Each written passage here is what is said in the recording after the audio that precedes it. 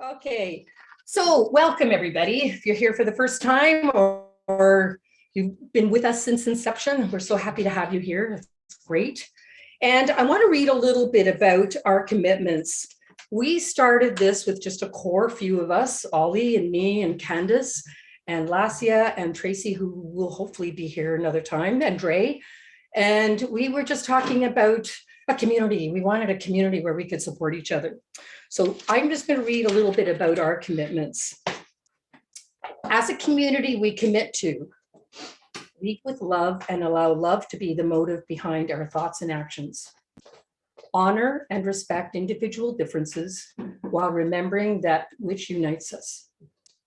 Share our gifts with each other and the world. Cultivate healing, personal growth, and wholeness, and inspire, uplift, and empower by serving with love. That's what we're all about. And I'd just like to read some beautiful words here by Krishnamurti. Since we're all about love, love will arise in your heart when you have no barrier between yourself and another, when you meet and observe people without judging them. And the next one, love can do nothing, but without it, nothing can be done. And the third one, it is love alone that leads to right action. What brings order in the world is to love and let love do what it will. And that's what we're all about. So now I'd like to introduce Lesia. And do I have, I have your bio things here. So I first met Lesia quite a long time ago at the Center for Spiritual Living. And what I noticed the most about her was her commitment and her enthusiasm about personal growth and her spiritual development and personal path. And then just recently, more recently, she works at my Kairos office. She runs the whole office there very efficiently, I might add. And I got to know her again. And then I mentioned to her, we're doing this kind of thing, this community, what do you think? And she was like, ah. And so she was part of our initial group that got together. And Lesia is a speaker, podcaster, activist, and coach. And she just got her, just got your BA, right? In August, yeah. Yes, awesome. In advanced conscious studies. Yeah. So you can tell she's very committed to this growth. And also she's got a book coming out, Soul Excavation. And so I'm sure I'm not going to go on. I'll learn more about her when she comes up here and talk. And if you want to chat with Lesia after, I'm sure she'll be happy to share about the things that she does. I know her and Glenn do a lot of work in the community, and I really value and honor that. Okay, so your talk today is, what do a singing contest, cats, and bathtubs have in common? I have no idea what that means, but now you're going to find out.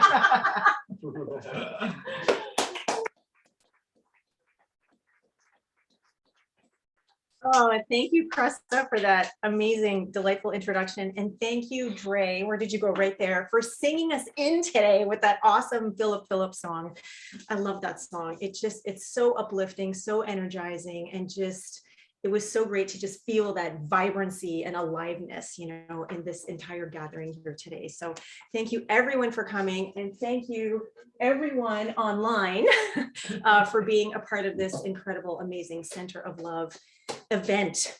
So who here has seen the movie Sing? Okay, all right, so some hands have gone up.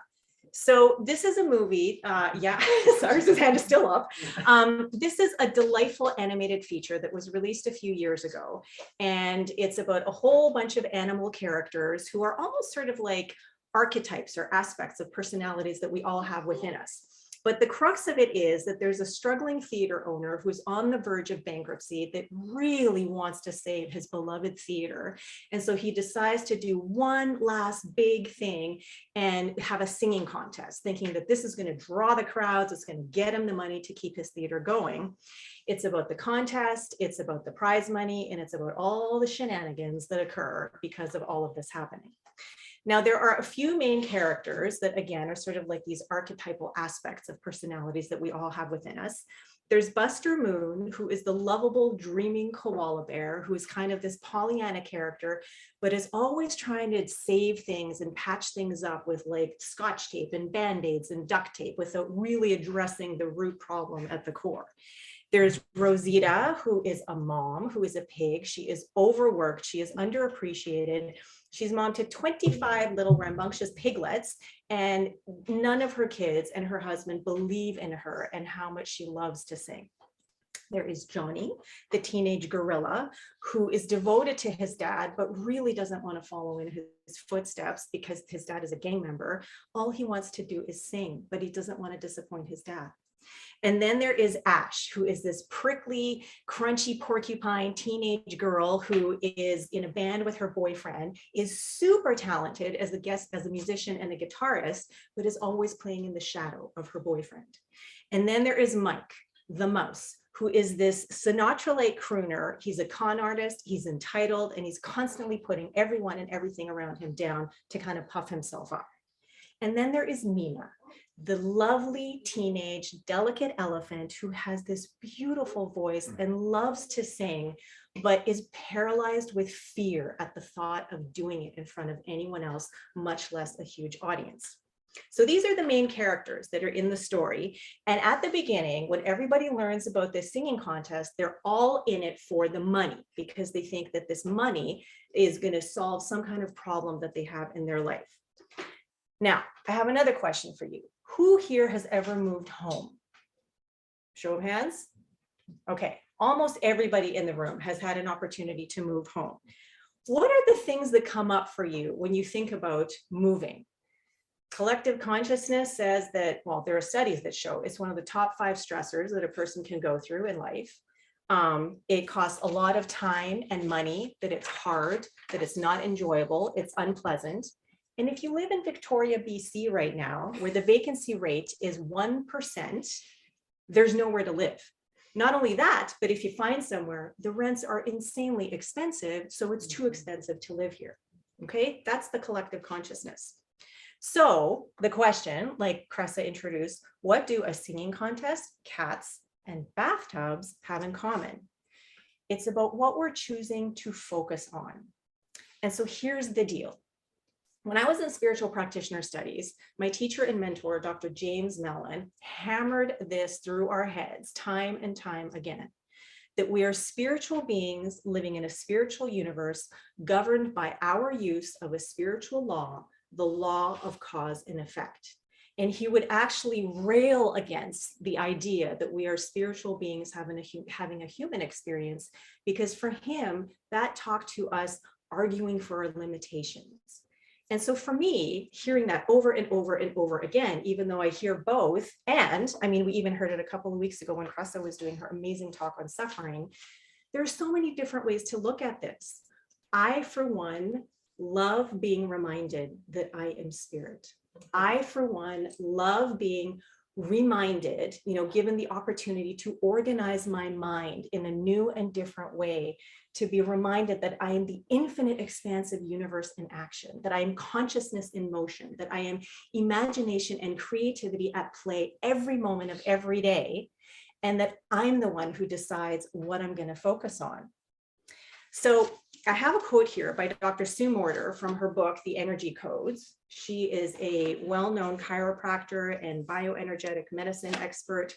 And now she has this very, very popular book out. And in here, she also talks to this idea of we are spiritual beings in a spiritual universe. And this is what she writes. Excuse me. For millennia, spiritual traditions have espoused the notion that we are spiritual beings having an earthly or physical experience. I'd like to offer another understanding of that point, that actually we are spiritual beings having a spiritual experience in a physical, energetic world, and that to experience and live the fullness of our true nature, we must begin consciously living as beings of spirit, as energy beings in this physical aspect of life. We must go beyond knowing intellectually that we are energy or spirit and actually embody, like hold it and feel it in our bodies, our energetic or spiritual nature. We must literally bring our energy to life within the physical body and identify as that energy.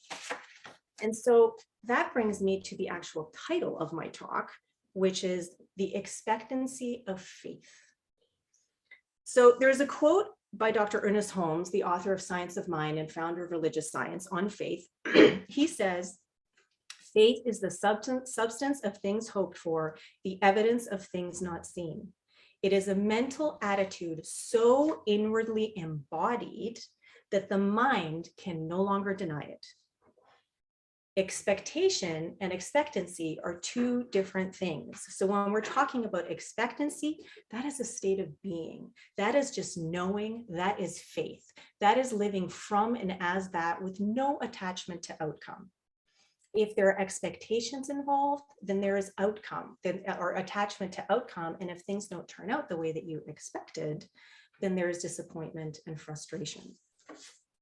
So when we go back to the movie where there is this singing contest and this motley crew of characters who all have different things and needs and desires and we're at the beginning arguing for their limitations in terms of, living according to what others expected of them, living according to the fears that they had, living according to the limiting beliefs of I'm not good enough or I don't have what it takes. Over the course of the movie, over all the shenanigans that take place, there's this transformation that takes place in each and every one of them, where they stop focusing on their limitations and the way that they've been creating their life so far, and turn their focus onto this expectancy of faith that is always alive and well and good in them. It is who and what they are. And as a result, not only do they sort of discover faith, within themselves, they have it for each other, they uplift each other in their various challenges, and they even uplift Buster Moon when he gets down to his lowest point in the movie and thinks, I don't have what it takes. As far as our move goes, for me, I made a very conscious decision early on, even though I was seeing that there were very few places to rent because of this 1% vacancy rate in Victoria. And even hearing from people, oh my God, it's so hard to find a place. Oh my gosh, poor you. Oh my gosh, it must be so stressful. You must be so stressed. And yes, there were times, and there are times that have been like that. But for me, it was a conscious choice through meditation, through knowing, through the way that I was speaking, through the way that I was looking at the ads, to focus on trusting and knowing with the expectancy of faith that there is a right and perfect home available, already fully realized in the quantum field for Glenn, for me, our daughter Milana, who's actually moving to Toronto for college, and for our cat Mercury, and that it has everything that we desire and require to live and feel amazing in that perfect home, including a bathtub. Now, when I was looking for the longest time, I was finding places, but it was either sort of, okay, here's a 4-piece bath, which includes a bathtub, but sorry, no pets allowed. Or, yeah, pets are welcome, but you know what? There's no bathtub. So it got to the point where I'm like, cat or bathtub. And for me, there's no contest, right? Like our cat Mercury is a part of our family as much as any human member. And even though I may only take 5 baths a year, I want the option to soak in a beautiful hot tub with steaming, beautiful aroma salts and essential oils whenever I want. So yes, please, and thank you to both. So my closing question to you then is, what are you choosing to focus on? And what are you creating your life from and as? I'm here to say that you are a spiritual being living in a spiritual universe, creating your life according to your use of the law of cause and effect, that you are the infinite expanse of universe in action, consciousness in motion, boundless imagination at play, emergent creativity expressing every moment of every day.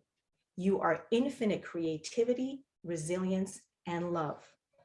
It's time to stop arguing for your limitations, let go of the expectations, fears, and limiting beliefs, and create life from and as the expectancy of faith. As you do, you tune into the rhythm of the universe, allowing it to sing more fully through and as you, opening your heart, activating your soul, impelling you to create the life you are not only capable of, but are meant to live, which for me includes connecting with our right and perfect new home where we can have a cat and a bathtub.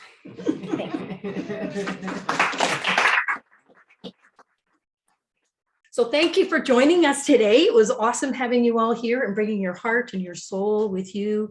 I so appreciate that. I think we so enrich each other's lives when we share at this deep kind of level that we're sharing here. It's just so meaningful. And for all our beautiful folks online for sharing. And now that we can see your gorgeous faces, that's awesome. Thank you so much for coming here today. We really appreciate it. Talk to there. Oh, talk to there. You can also talk right there too. This is the one that shows. Okay. Well, I just want to look at the faces when I'm talking to them. But they're looking at the side of your head. Yeah, right, eh? Okay. I hope this gathering has filled your cup. That's what our purpose is here. And thank you again for being here, everybody. And now we're